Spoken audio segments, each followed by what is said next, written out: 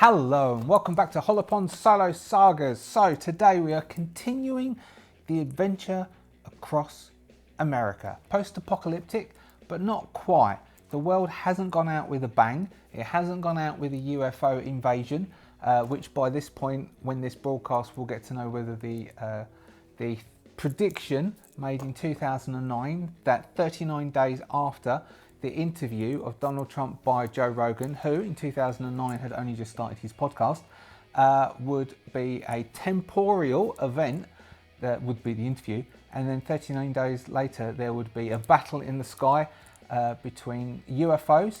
At the time were called UFOs, now of course they are UAP or USO, unidentified submerged object. They would be fighting in the skies, which you may have already seen based on the time this goes live. And if it has gone live and you're watching this, even though UFOs are having a battle in the sky, I've got to say I'm very impressed with you. That would be quite cool, because also allegedly we get involved. Anyway, enough of my I am a believer Fox Mulder nonsense. Let's continue with what we should be here for. So, Electric State.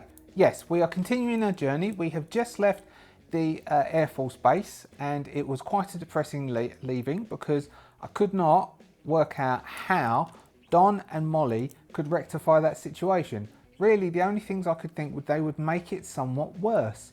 And so them leaving, sometimes you have to leave. Sometimes the best thing for you is leaving.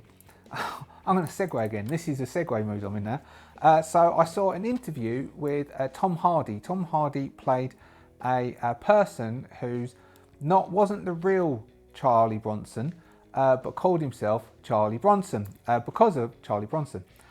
He is a prisoner. I think he's still in the incarcerated by Her Majesty's pleasure.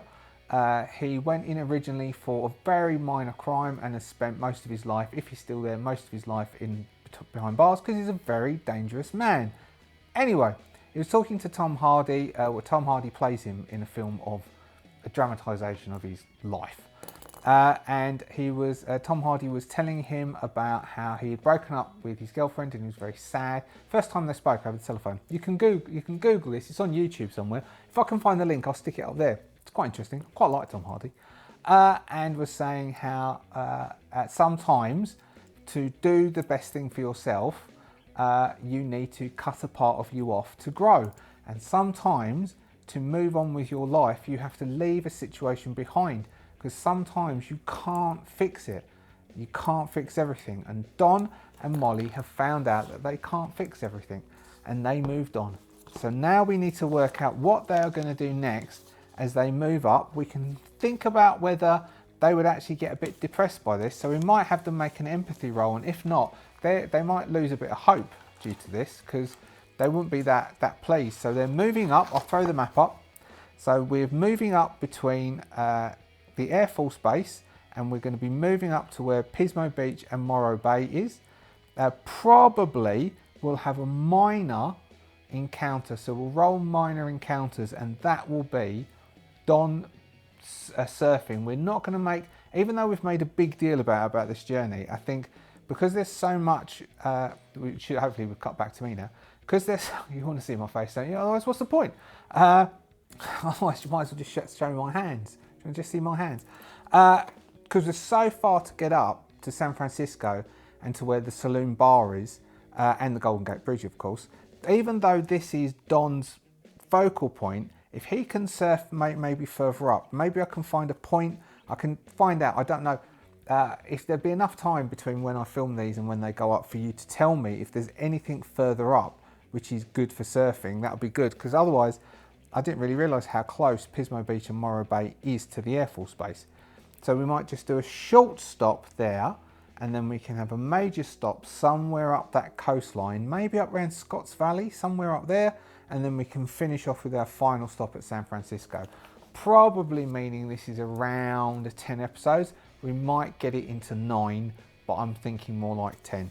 So we'll roll a shot. First off, we'll roll and we will see. Just to remind you as well, Kurt's clock ticked on, and Don's clock, which is the poison, clicked on. We have a large stack of used cards, and we have a short stack of unused cards that I don't know what they are.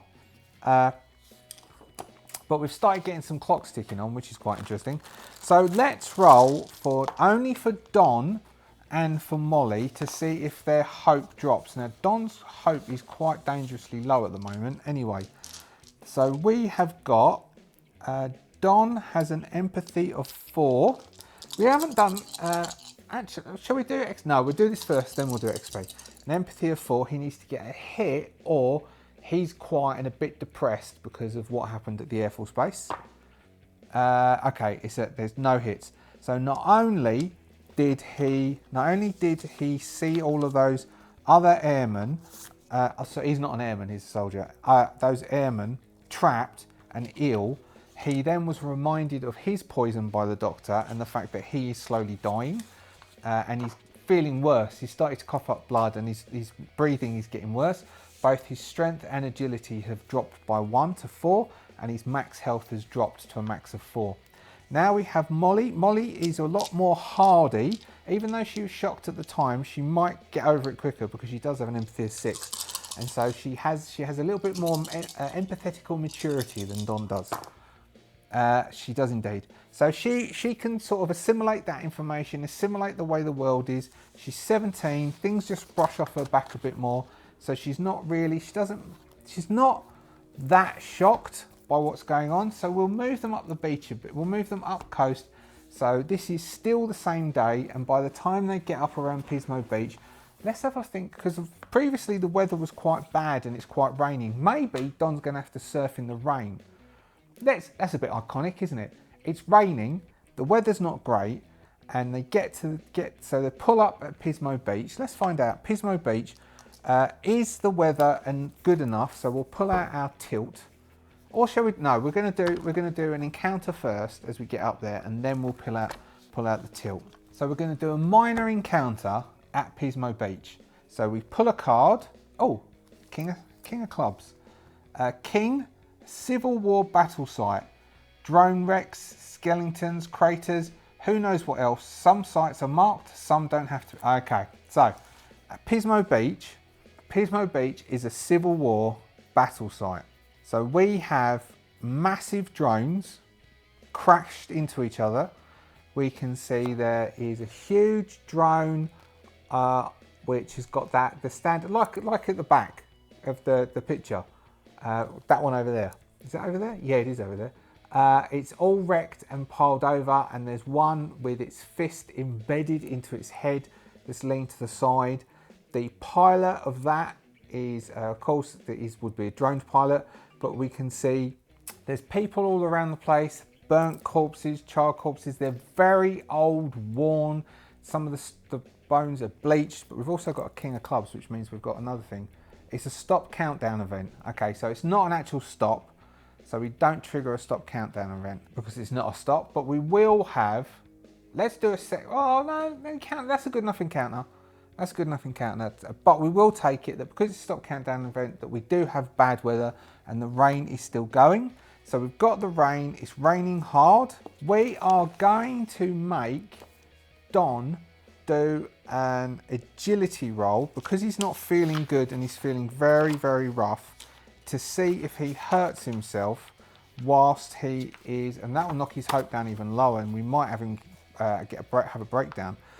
See if he hurts himself when so he insists they go off.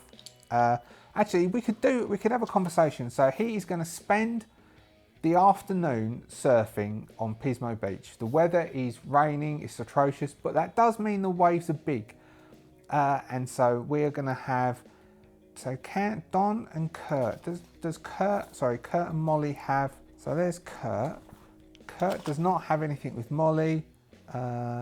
Molly has nothing with Kurt. There's nothing for Molly and Kurt to actually talk about and resolve to get any of their hope up. Both their hope are high. So they're going to sit and we're going to have a scene which is through the windscreen, watching Don surf. Kurt is going to be trying to write poems, poetry to then recite, and he's going to be practicing because remember, Kurt is trying to do his own stuff now, and he isn't very confident that though he has his wits and his charm, he can't seem to, he had to steal the material, and so he's not very confident with the material he's producing. So he'll be sitting there revising. Maybe we've got Molly with a rocket out in the rain with the big raincoat over the top. We can see the rain coming down as she's staring out at the beach, out of the sea. I wonder if I can find a picture of Pismo Beach and stick up Pismo Beach. Hopefully in the rain. That would be cool if I can find one in the rain. If I can find someone surfing in the rain on Pismo Beach, that would be ideal. And we'll stick that up. But Don is out there. He wasn't very well beforehand. Molly would have been trying to say, look, it's not a good idea. You're looking really pale after the Air Force Base. And I don't know what you two are talking about, but you're not looking well. And Don is going to try and surf. Don's only got 4 agility at the moment. Oh, look at that. He gets 2 hits. He does a blinder. But we'll even give him 1 hope back because of that. We'll say his hope has gone up to 3 because he's feeling a bit more refreshed. So they're watching, and so he's surfing. He feels much more refreshed. He comes back to the shore. He gets into the car where he's soaking wet and he's freezing cold. He's got some towels. He passes Kurt a cassette to put on the radio. It's Beastie Boys. It starts off with Sabotage, and he then starts to tell them about how much he enjoys surfing and how it's brilliant. And that will basically be our short stop, so that it's all in the setting of these derelict drones. Maybe they even hide from the rain. They've parked underneath a massive crashed ship, a drone which has buried itself. I saw this video, and there's this Russian reporter, and they were going through the battlefields over in Ukraine, and there was the turret of a T-90 tank where the barrel was embedded, it must have gone over a mine, was embedded in the ground, and it was sticking up, and it looked like a chopper chop sticking out of the ground, and it was just the turret. It was the weirdest looking thing, the turret of a T-90 with none of the body of the T-90, just the turret. There's things like that all over this beach. There clearly was a battle here. Let's give a card, is there anything dangerous? Oh yeah, maybe there is. Okay, so they've needed to, maybe they're gonna have to get out of here. Kurt, or maybe even Molly is gonna have to do a driving role. So Molly is going to have to, so that Don is going to notice that there's some mines. They might have to go, as we just mentioned them. And Molly offers to drive out because Don is still going on about how brilliant everything is as the day turns to evening and they keep driving. And Kurt is going to ask if they mind driving through the night to get further up the coast. And then we will roll another minor encounter, and we'll have that further up the coast, and we'll do some keywords to see what it is. But first, Molly has to try and get out of here. We've got 1 hit. 1 hit's enough. So she manoeuvres her way out, and we get past this area of difficulty where there's bits sticking out of the ground, possible mines as they keep going. And Molly starts to drive back onto the road and they go up. Let's see if in the afternoon, if the weather's picked up, if the weather picks up as they passed up, so in the next couple of hours, because he's been there for most of the afternoon, so if the weather is picked up, he's going to ask, can he go again? So let's see if he can go again, and this might not be as well. Okay, it's still raining. It's mid-turn, so it's got a bit worse. So it's still raining quite heavily, so he'll ask, can he go again? At the next beach, what's that? That was Morro Bay. So around on the 101 and around onto Morro Bay. They'll come around onto Morro Bay and they'll come up via Harmony and Ragged Point is the plan, and around Big Sur, whatever that is, and Monterey Bay. They want to come around Monterey Bay to Scotts Valley and then up around that way because they think it would be quite nice up along the coastline.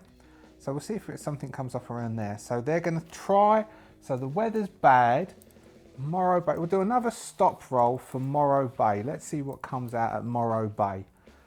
So the weather's still atrocious, so they're coming to Morro Bay. Oh, okay. So we've got a Jack, drone growth.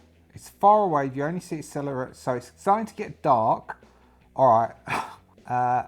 It's in. So they decide. So it's in Morro Bay. So in the middle. So we'll see if we can find a picture of Morro Bay.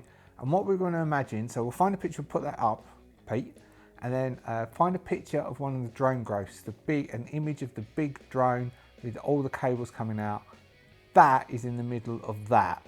And they're coming to the bit of Morro Bay, and that's there. What have we got as hearts?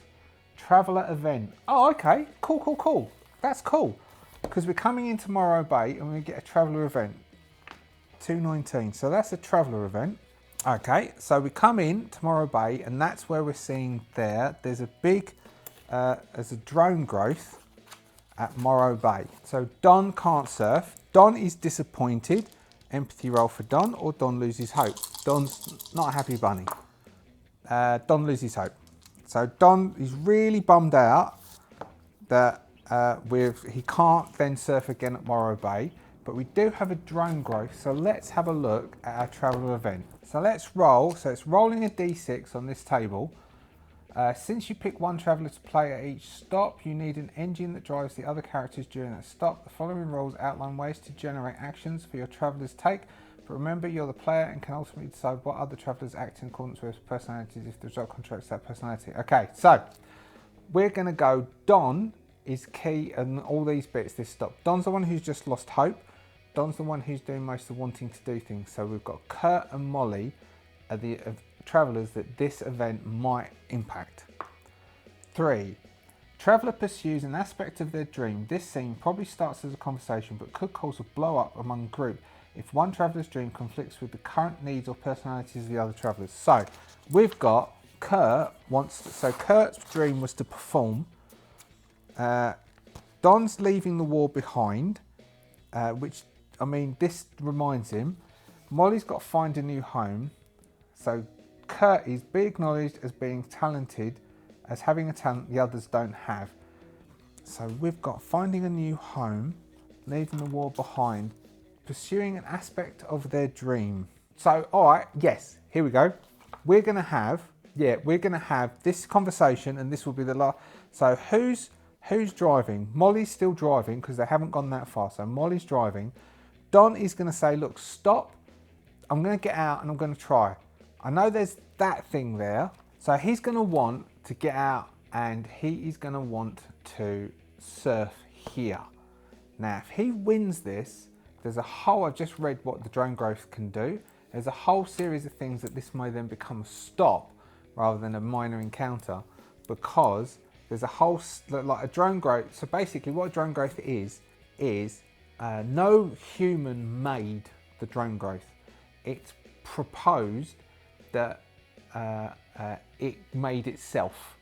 It's sort of an AI, but not in the way that we often portray an AI like GPT as human.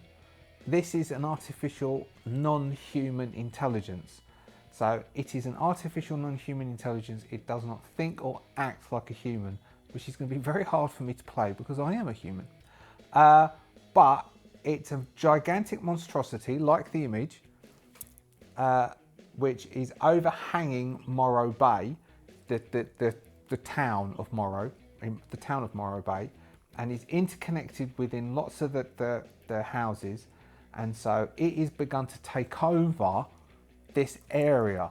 So this area has been assimilated by this AI, and Don wants to surf in the sea here because he's had that fixed in his head and he's fixing it.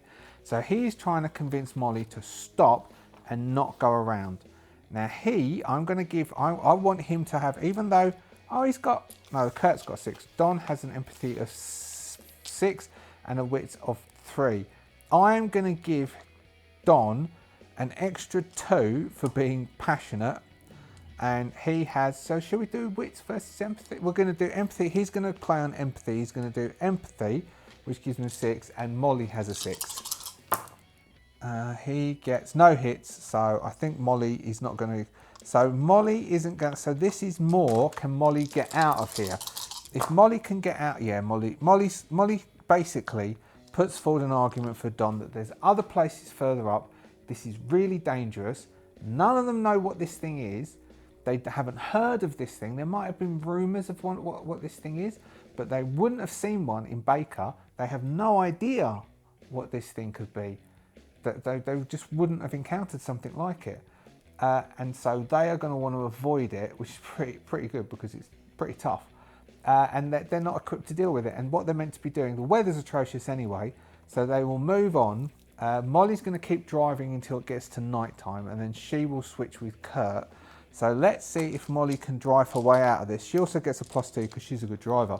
She has the talent driver +2. She needs 2 hits to get out of here. Otherwise, the drone growth is going to do something to stop her. So that's 1 hit. And what she's going to do, because we've got no ones here, she's going to push this and see if she can get the 2 hits. Otherwise, the drone is going to try. So the drone is going to get in the way and stop. Yes, but she's got 2 hope damage. So it's a tense drive. It's a tense, dangerous drive where the drone actually begins to move and begins to chat. Maybe one of the drone. Oh, this is quite a good imagery. So one of the drones attempts to slam its foot down and block the road, block the pathway. Molly has to drive around it, which is what causes all this panic and this stress. And that was the first roll. The second roll is her panicking driving around it. It engages and sees them, and basically this drone growth is going to follow them. So the drone growth is going to follow them and is going to be a threat which can come back and catch them. Depending on how long they are as they go further up, they may think it's lost track. It's going to be connecting to the network and following up. If I was DMing it, I would make it follow them and bring it up and surprise them just as they get into San Francisco. So we'll see if that happens.